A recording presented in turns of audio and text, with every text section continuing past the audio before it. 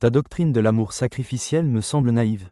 Tu prônes la souffrance et l'oubli de soi pour atteindre un idéal spirituel, mais que dire de l'impact pratique de cette philosophie? Le principe du plus grand bonheur doit être notre guide. L'utilitarisme démontre que l'on doit maximiser le bonheur collectif, non la souffrance individuelle. C'est par le plaisir et la réduction de la douleur que l'on construit une société juste et prospère.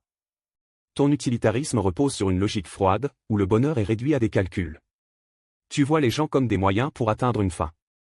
Mais l'amour véritable ne se mesure pas en termes de quantité de plaisir ou de douleur. L'homme ne doit pas chercher à maximiser le plaisir individuel à tout prix. C'est l'amour inconditionnel, l'abnégation pour l'autre, qui crée un vrai bonheur. Le bonheur spirituel dépasse toute notion de bénéfice personnel. Tu confonds ici deux choses.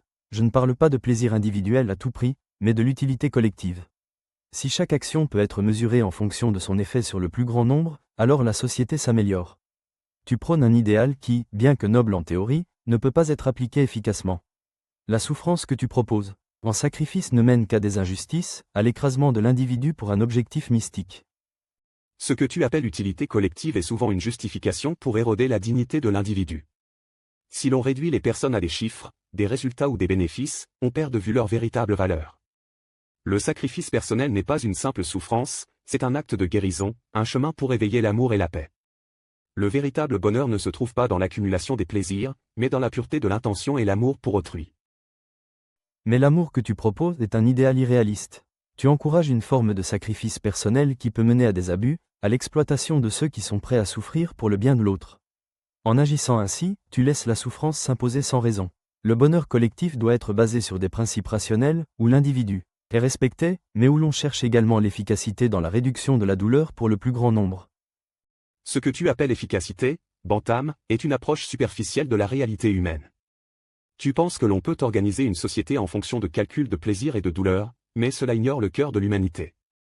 La véritable guérison ne se trouve pas dans les bénéfices matériels, mais dans une connexion spirituelle.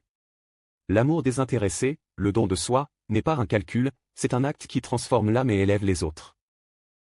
Utopie. L'individu doit être libre de poursuivre son propre bonheur, et la liberté personnelle doit primer. Tant que l'on peut maximiser le bonheur pour la majorité, on peut construire une société fonctionnelle. Ce que tu proposes est un idéal inaccessible qui ignore la réalité de l'existence humaine. Le bonheur que tu proposes, Bantam, est fugitif. Il est fondé sur des besoins physiques, mais il ne touche pas l'âme. Le véritable bonheur est spirituel, il est la paix intérieure qui vient d'un amour pur. Ce n'est pas la recherche du confort personnel qui nous rend heureux, mais la capacité à aimer et à servir les autres. Ce sacrifice est une voie d'élévation, un chemin qui apporte un véritable épanouissement.